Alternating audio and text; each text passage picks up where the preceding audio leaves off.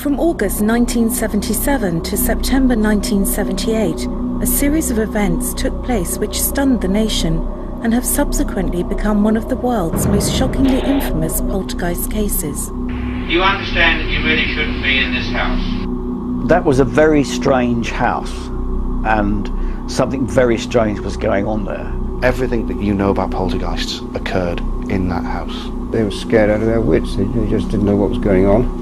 Reports of levitation. Floating around the room in midair, and it frightened the life out of her. Possession. There was no doubt that the voice was coming from Janet herself. Come on, my name's Maurice. Let me hear you say it. Novice. Furniture and objects being moved and thrown when nobody was around. A sofa would flip over or a chair would move across the room. Just couldn't document everything on this case. I mean, things happening absolutely all the time. This was unlike any case that had gone before and left a permanent mark on all those that were involved. This is the story of the Enfield poltergeist.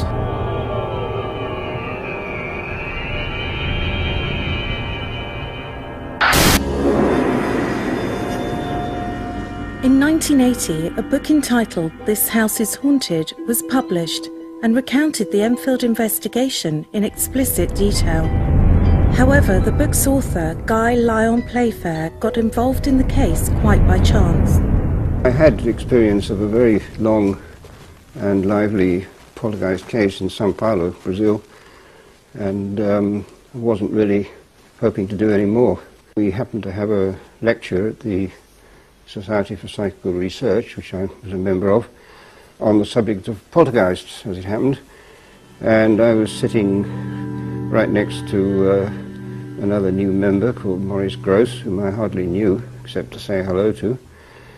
And at the end of the lecture, Maurice jumped up and said, "I'm investigating a very interesting case right now, and I need some help." And there was a resounding silence. So I turned around and said, "Don't mind helping out for a couple of days or a week maybe." And that ended up 14 months. Maurice Grosse was investigating disturbances at the home of single mother Peggy Hodgson and her 4 children. It was a normal council house like 1,000 others across North London. However, on the evening of the 30th of August 1977, this normal family home bore witness to some decidedly abnormal activity. Well, the activity started on the 30th of August 1977. Janet complained that her bed was wobbling, and also her brother Peter's bed was also wobbling as well. And the mother just ignored them, just thought, they're just getting up to stupid stuff. But the following night, things became even more bizarre. On the next night, the 31st of August, that's when other people started to experience what Janet and Peter were experiencing. And quite simply what happened, it was around about 9:30, Mrs. Hodgson put the children to bed, and then all of a sudden she heard it's like a crash. Peggy Hodgson, the mother, went up to her daughter's room to chastise them for making a lot of noise and for actually staying up late at night.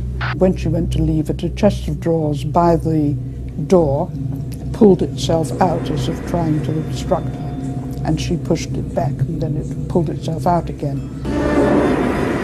Undeterred by that, she tried to push the chest of drawers back against the wall, and she successfully did that, and then all of a sudden it started to move back out again. And this time when she tried to put her weight behind it, she couldn't move it at all. It was like some other force was pushing it. Peggy and the children were terrified, and not knowing what to do, turned to their neighbours, Vic and Peggy Nottingham, for help. The Nottinghams didn't really know what to do, for the best. They tried to calm down the Hodgsons, but that was having no real effect because of the things that they experienced. Even on that first night, they consulted with the neighbours, or they went over in terror to their neighbour's house, to Vic Nottingham. He went to investigate and he experienced things. Eventually, I think it was Mr. Nottingham decided that the only people that could really come out was the police. On the evening of the 31st of August 1977, The police came to Green Street and were able to convince Mrs. Hodgson to re-enter her house. Just two police officers arrived and they did a tour inspection of the house, and at first nothing happened, there's nothing untoward. But it wasn't long before the activity started again. A large armchair apparently moved unassisted about 4 feet across the living room floor. PC Heaps, we've got her recollection of the events on record as witnessing the levitation of a chair, the movement of a chair. I was impressed by the statement made by the woman police officer, because she seemed to have seen something quite clearly, which was a chair that moved, apparently without any propulsion, and she investigated to make sure it hadn't got something attached to it. I thought that was quite a clear, lucid report, and also very courageous of her to speak out when probably she was the subject of a lot of mockery after that. Enfield case was documented from day one when they called in the police. That's not bad, I mean, to get a testimony of a police constable on the first day. When people report seeing things like that to you, that's one thing, but when trained observers like police officers witness these things and then they actually sign written statements, to the effect that, that's exactly what they saw, it adds more weight to these sort of cases. On Thursday, 1st of September 1977, at approximately 1 a.m, I was on duty in my capacity as a policewoman when I received a radio message to Green Street, Enfield. I heard the sound of knocking on the wall that backs onto the next door neighbour's house. There were 4 distinct taps on the wall and then silence. The eldest son pointed to a chair which was standing next to the sofa. I looked at the chair and noticed that it was wobbling slightly from side to side. I then saw the chair slide across the floor towards a kitchen wall. It moved approximately 3 or 4 feet and then came to rest. But despite first-hand experience of this alleged supernatural phenomena, the police were powerless to help the family. They were very considerate, they were very nice to the family and said that this really wasn't a police matter. They couldn't find anybody breaking the law. They were anxious to help if they could, and they really couldn't. Over the next 3 days, these strange events continued for Peggy and her children. Plastic, toy bricks and marbles flew around, seemingly of their own accord, and when picked up, they were hot to touch. A vicar and a local medium visited the house, but were unable to help. They were scared out of their wits. They just didn't know what was going on. They'd never heard of the word poltergeist. In fact, the girl used to call it the polka dice, and they had absolutely no idea of the same thing happening to anybody else. These things are not amusing for the people who are having them. There were relations of the family who I met, and they said that if they sat on a chair it got twisted around, or a child got apparently thrown from a chair into the middle of the floor. They always come in the same order, which is interesting. It's as if the poltergeist was reading from a script. You start with knocking, rapping on the walls, and then you get small objects being thrown, and then you get larger objects being thrown, and then you get tables and chairs turning over, sometimes completely, flip-flop. The family felt confused, terrified and alone. More than anything else, they were asking, why us? It's very hard to tell why it should be any particular victim, because the experts will all tell you that you've got to have a tension in the family and break up of the parents and so on. Poltergeist activity has been noted for occurring in places where there's a bit of tension in the atmosphere, where there's a bit of unrest in the family, or there's there's some sort of trauma that the whole family are experiencing at the time. And in this case, with the Hodgsons, that was part of the course. It was quite turbulent, quite negative because of this early split between the parents. There had been a break-up in the family, but then practically every other family is broken up nowadays, but you don't get every other family having a poltergeist. They are very rare.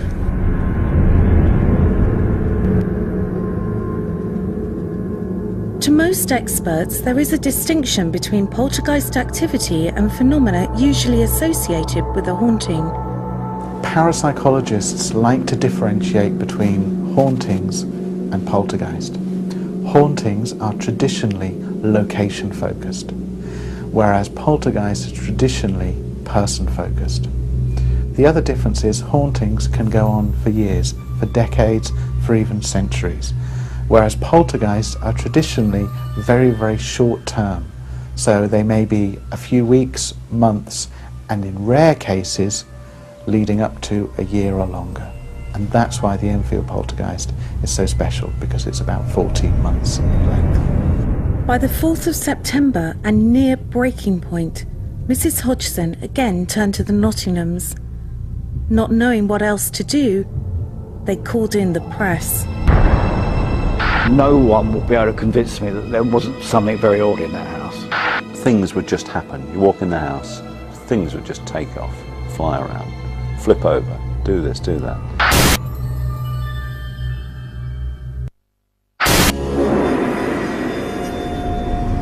On the evening of the 4th of September 1977, a call was taken at the Daily Mirror recounting almost unbelievable activity at the home of Peggy Hodgson and her children in Enfield, North London. The night news editor was a great character called Tom Merrin, and the phone kept ringing with the Nottinghams, who were living next door to the Hodgsons. And Tom tried to get rid of it in the usual way, which is fairly short, but Vic Nottingham kept ringing back. Convinced by the Hodgsons' plight, reporter Doug Bence and photographer Graham Morris were dispatched to the Hodgson home. We knew nothing about the story at all. We were just told that there was something going on in a house in Enfield. And I knew the area pretty well. I'd been at school there, so I knew all around there. And we found the street pretty easily, and we went into the Hodgsons, met them, and they were clearly in a right old state, the family. But newspaper people are very sceptical, and they were clearly very distraught, but nothing happened at all. According to Playfair's book This House is Haunted, as the newspaper men were leaving, the activity picked up again. We came out of the house, we got in the car, and then Vic came running out, and we went back in. Yet photographer Graham Morris remembers things a little differently. The mother and young children had been taken into the neighbour's house and were being looked after there. The whole point was that we were to go in first and wait for the family to come in, and it was as the family were then brought in, the children were brought in, some of them still asleep, then suddenly things started flying around the room, and things were taking off, only little things, things like children's toys, Lego bricks, stuff like that. Regardless of which testimony is correct, both newspaper men agree on the bizarre events which followed. The two girls were screaming. I hesitate to use the word paranormal. Something was going on there, and Graham was hit by a brick, and Lego bricks hit the wall, and I have no doubt that happened.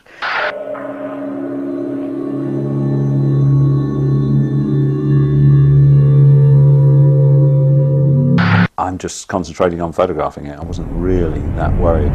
There were things that were just bouncing off walls or flying around, and then suddenly a Lego brick on it was quite a sharp corner on a Lego brick, whacked me in the eyebrow, and left a mark there for a few days.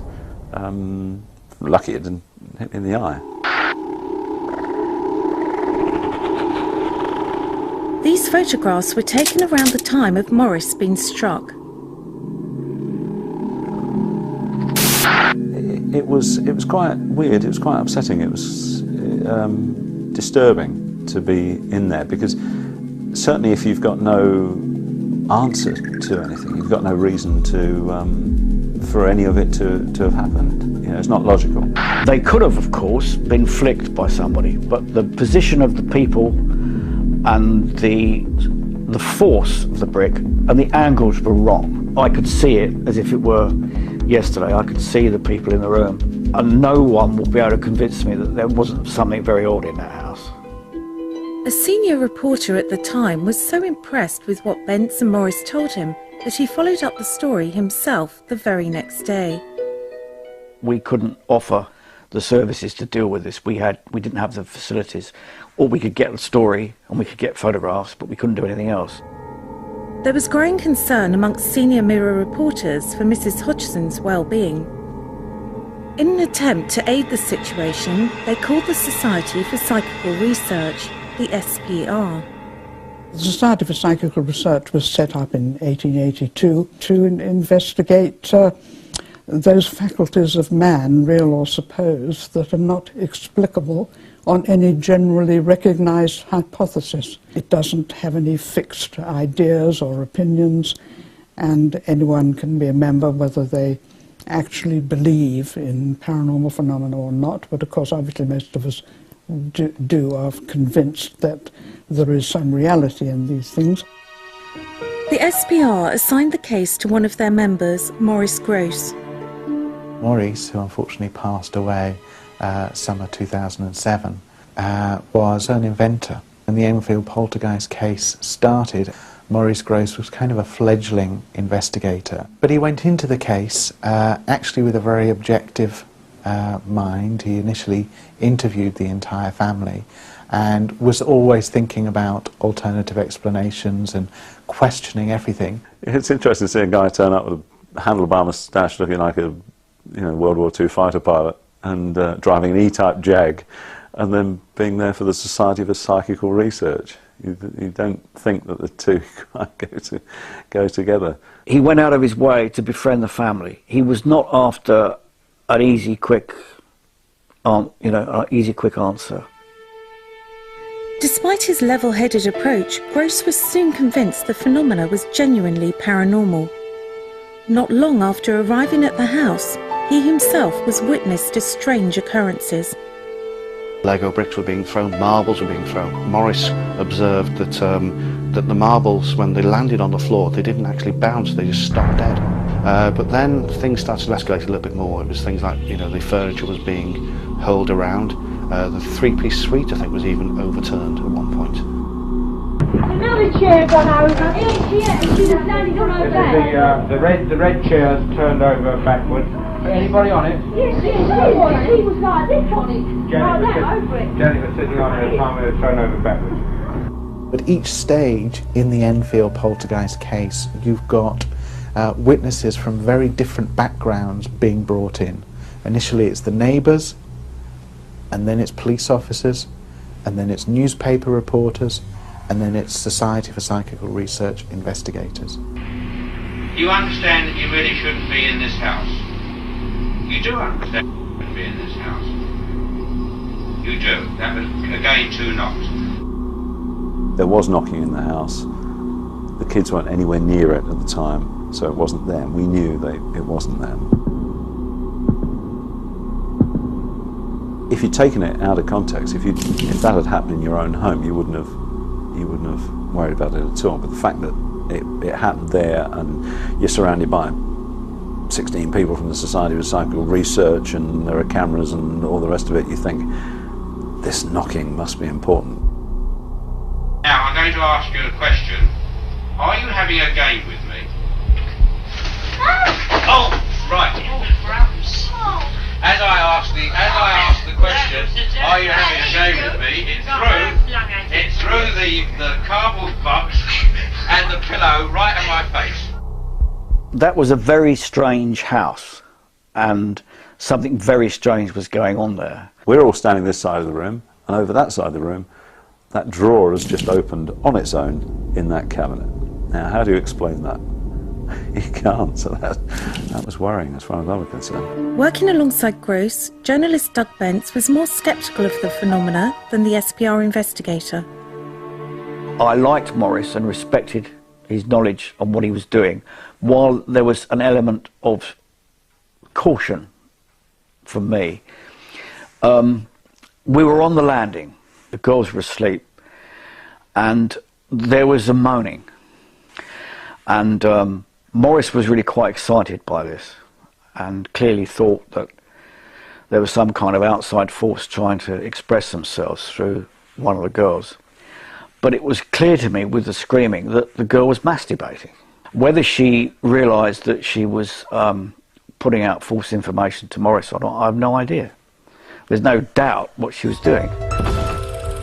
During his time at the house, photographer Graham Morris took photographs which alleged to show a variety of unexplainable activity.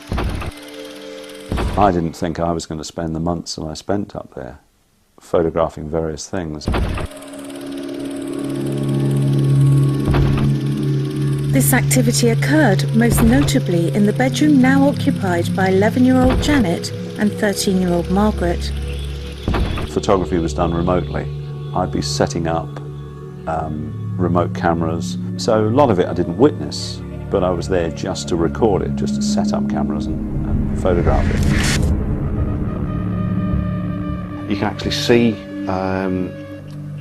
the bedclothes being lifted, but more importantly, in the corner of the photograph, there's the actual curtain is wrapping itself around the cover, and it looks like it's involved in pulling the cover off. And it's a small series of photographs, but I found them fascinating.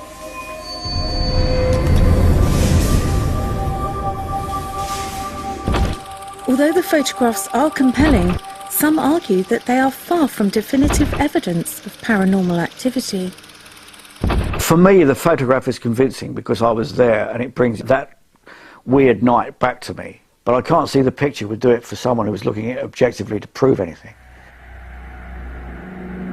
As the apparent phenomena went on, Grosse soon realised he would need help to document the sheer volume of activity, and was soon joined by Guy Lyon Playfair following that chance meeting at the SPR. Guy was an SPR member with a little bit more experience in investigating cases. He was also a journalist, but somebody who'd written a number of books on various paranormal phenomena, even at that early stage. He'd experienced it all before. He'd seen these things before. And he even knew what was going to happen next, which is the fascinating thing. But he made a point never telling it, which is quite frustrating there, because as a photographer it'd be quite nice to know what's going to happen next so you can get ready for it. The atmosphere was one of absolute confusion, not knowing what on earth was going to happen next. The girls were aged then 12 and 13. They were losing a lot of sleep. It was affecting their schoolwork. It wasn't nice at all. However, as the strange events continued, questions started to be asked about Mrs. Hodgson's motives. There were suggestions at the time that they may have fabricated this scenario in order to get themselves a better house. My first trick question was, would you like us to ask the council to rehouse you? And she said, no, no way. I don't think Peggy Hodgson had the ability to carry that off, and if she had the ability, I don't think she'd have done it. As bizarre occurrences continued to plague the Hodgsons, they were about to find themselves at the centre of a media sensation, and their reputations, along with that of Maurice Grosse, were about to be called even further into disrepute. The girls did play a few tricks. I'm sure they were under pressure to perform. I wouldn't have taken the girls' words for anything at all.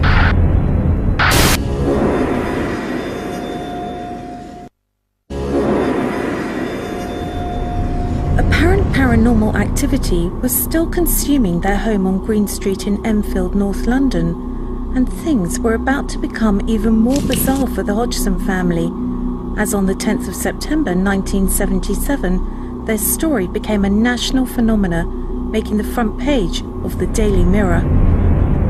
The Mirror was a very respectable paper. You didn't get silly, nutty stories in the Mirror. Normally, paranormal sort of like stories are usually tucked, about page 16, 17 in a newspaper, little tiny column. This is like a full page spread, basically saying that this house is haunted.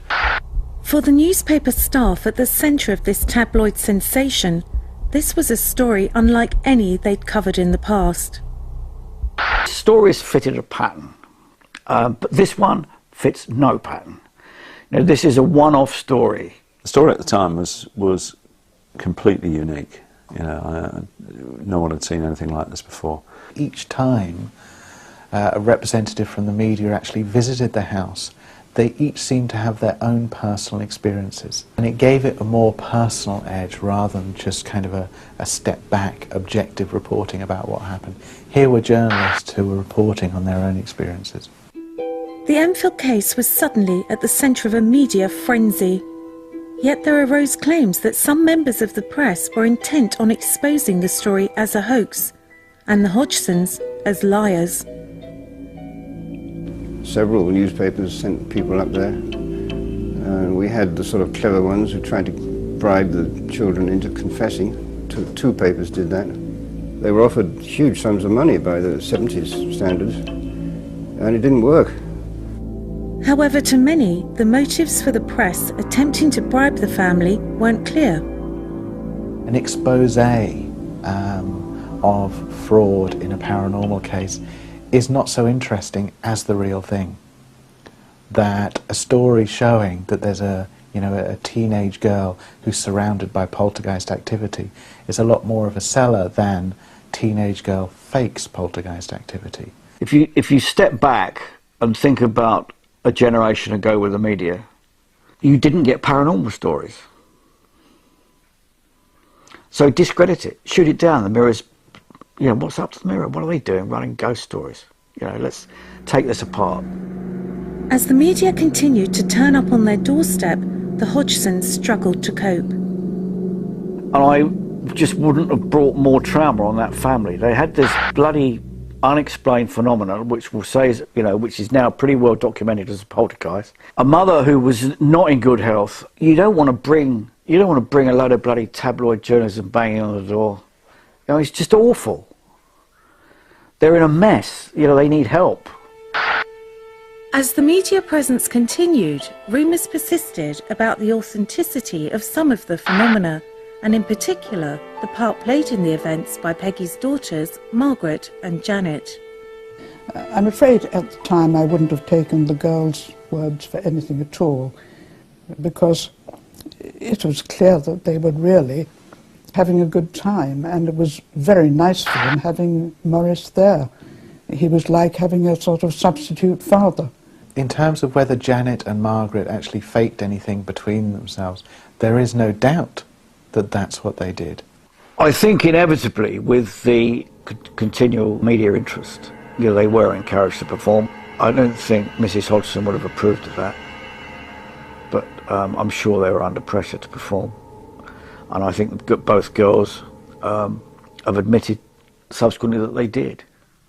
I think they said that whenever they faked anything, that Maurice or Guy or both of them always knew about it. The girls did play a few tricks, as I would have expected. Children learn everything by imitation, so if they wanted to imitate the phenomena that were going on, that's quite normal. It doesn't avoid the fact that what they were imitating was genuine, which of course it was, because how would they know what to make up? I mean, they'd have to fake the right effect of something that had been recorded before, because a poltergeist has got a very limited repertoire. They've got about 18 to 20 tricks, and that's it.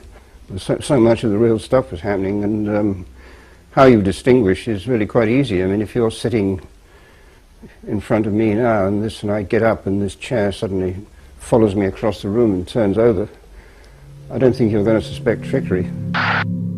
Margaret and Janet's pranks were doing little to help legitimise the case. Skeptics were asking, if real paranormal phenomena is occurring, why should they feel the need to fake?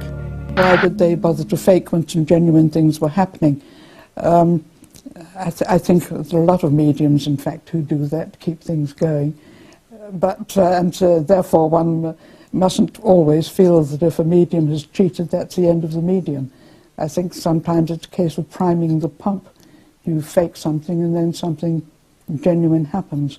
It doesn't take a rocket scientist to work out that evidence of fraud weakens the real evidence. Grosse and Playfair, convinced the Hodgsons were genuine, continued to record an enormous amount of unusual occurrences. A lot of activity in the bedroom, the girls being sort of shaken and bounced up and down and thrown out of bed. We even had a box of matches caught fire, or rather was burned on the top. without the matches themselves igniting. The heavy leather armchair flipping over backwards was quite definitely the most impressive. It was broad daylight and it was right in front of my nose, and nobody was anywhere near it. However, as the investigators spent more and more time with the family, doubts concerning Grosse's objectivity began to surface. Two investigators spent an extraordinary amount of time in the house, far more really than in most cases. Maurice, as always, came out with instant reasons for everything happening, and it was always attached with something to do with poltergeist. Maurice certainly considered it the most fantastic thing that had ever happened. I was very wary of his initial observations because he wanted to see things. After a while, maybe I'm cynical or whatever, I just find it was a bit too wanting to read too much into it. Maurice accepted as genuine a lot of phenomena that he did not personally see, and accepted the word of the family for a lot of things. If you're a member of something like the Psycho Research Society and you believe in the paranormal and you want to see paranormal manifestations, you'll find it. Grosse had suffered a bereavement barely a year earlier, and some thought that this was causing him to place too much faith in the Hodgson's claims. The whole affair was a very big thing in Maurice's life, because he'd lost his own daughter, also called Janet. This to him was really proof of the paranormal, and probably proof to him of survival too. I would have thought for Maurice to have lost his daughter a year before, it's got to have been in the back of his mind, I would have thought. To try and speculate that he may have lost all objectivity, I don't think it's a very good explanation. Maurice, from a very early point in the investigation, was looking at this very much as a poltergeist case. He was looking at it as possibly occurrence of psychokinesis. At no point in the case was there any sort of confirmatory aspect for Maurice that Janet was trying to communicate with him, or that in solving this case it would help him deal with the loss of his daughter. The legitimacy of Grosse's testimony is backed up by the fact that others were also witness to much of the strange phenomena, and this activity continued, including problems with Graham Morris's camera equipment. Graham Morris, the photographer, a very highly experienced professional Fleet Street man, he charged up his flash guns one night, and when he started taking pictures found they'd all discharged at once, which is pretty unlikely. In fact, it's not possible. I had a flash gun, or maybe even two flash guns that were fully charged, always fully charged before getting there, and then trying to use not one but two of them, and the power drained from them, and that was, I couldn't answer that, and there was no reason for that. I'd never seen it happen before. It's certainly never happened since. And it wasn't just the newspaper men who experienced problems with technical equipment. We had a video recorder with an infrared lens where we were hoping to film something happening in the dark, and all that would happen was that when they switched the machine on, all the lights came on simultaneously. You know, fast forward, back, play, and so on, which they said was not possible. But there it was. Despite the investigators' best efforts, no video footage of any of the reported phenomena was captured. In the Enfield poltergeist, we don't have any footage. All we have is some photographs and the accounts of the people that were involved, either the family or witnesses or the investigators. If I could go back with the gear that you have now, the equipment, the technology there is now, you'd be laughing. You'd either photograph everything or you'd show it all up completely to be fraud if that were the case, which I doubt. But you'd have a lot more on film, or digital. You'd have video running, all sorts of things. Despite no video evidence, more and more unexplainable phenomena continued to be reported. The knocking on the walls continued.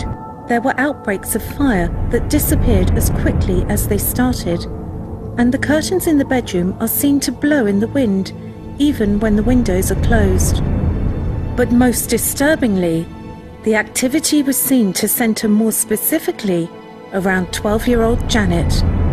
Janet was sedated for her own safety. It was when she was there that things happened. Janet was the you know, the epicenter of the whole thing, common denominator of everything that happened.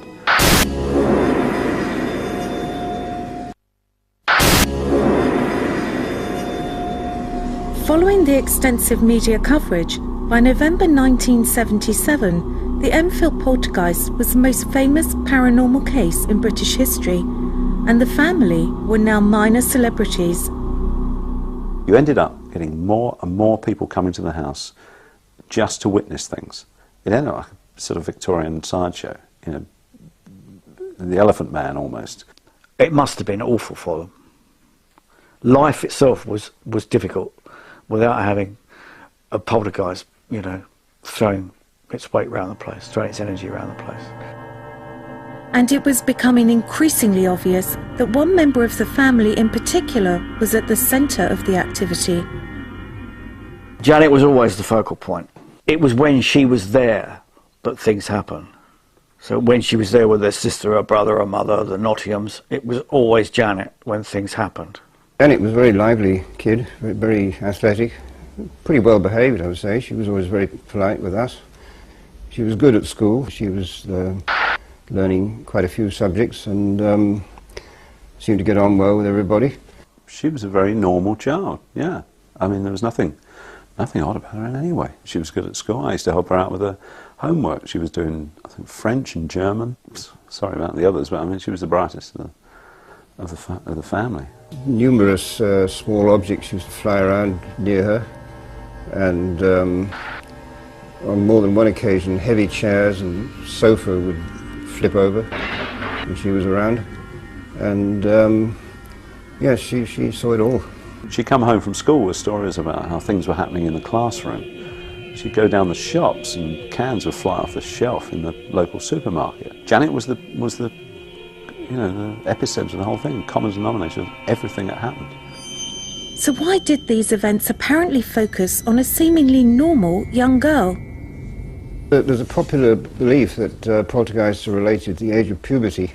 It seems to me that it must have something to do with a sudden extra release of energy, which the onset of menses presumably releases. And don't quite know why this should be significant, but it's been noted often enough to make it pretty well accepted. Usually you find the activity centres around prepubescent children, children just about to go into puberty. It seems to be centred around the hypothalamus in the brain. That seems to be the area of the brain that sort of lights up when paranormal phenomena is occurring. And so it's no real surprise to then say that, you know, there's a child going through an emotional change, a chemical change as well. Could this be the prime conditions, you know, this sort of chemical driving sort of thing that creates side effects, you know, PK effects in people? The focus of the poltergeist activity, in this particular case Janet, may be consciously or unconsciously causing the phenomena using psychokinesis. I'm sure it was a subconscious cry for help. It seemed to me like she's trying to communicate with Dad who isn't there, Mum who hasn't got time to talk back, brother who isn't there, other brother who can't really communicate with you, sister who cries at the drop of a hat. Who did she talk to? In December 1977, the activity around Janet became even more pronounced. Oh, the main event, without any doubt, was that the day when Janet had her menarche for her first period. Our colleague, who was a student of physics, he was very interested in this idea of matter passing through matter, and he took this cushion into the bedroom, as I recall, and asked Janet to see if she could get it downstairs without opening the door, which would be very good evidence. The next thing we knew was that it was on the roof. Instead of going down through the floor, it went upwards, and the local baker was walking along the pavement towards the house and suddenly saw it. He said there was nobody leaning out of the window, nobody threw it. 1 minute it wasn't there, and the next minute it was. According to eyewitness reports at the time, a large red cushion materialised out of thin air above the Hodgson house. You're suddenly confronted with something like that. It's a terrific shock to the system. I mean, you know it can't have happened, but you know it did. And I got it down with great difficulty, I may say. I nearly fell out of the window. And there's just no way that I could have got that cushion onto the roof normally. And if I couldn't, I don't think a 12-year-old girl could either. However, the day's strange events weren't over yet. On the same day, a colleague of ours asked Janet deliberately if she could make something go through the floor to the room below. And the next thing we knew was that Janet claimed to have floated into the house next door through the wall, and she described the neighbour's bedroom, where she'd certainly never been, quite accurately, and said she'd left something behind in there.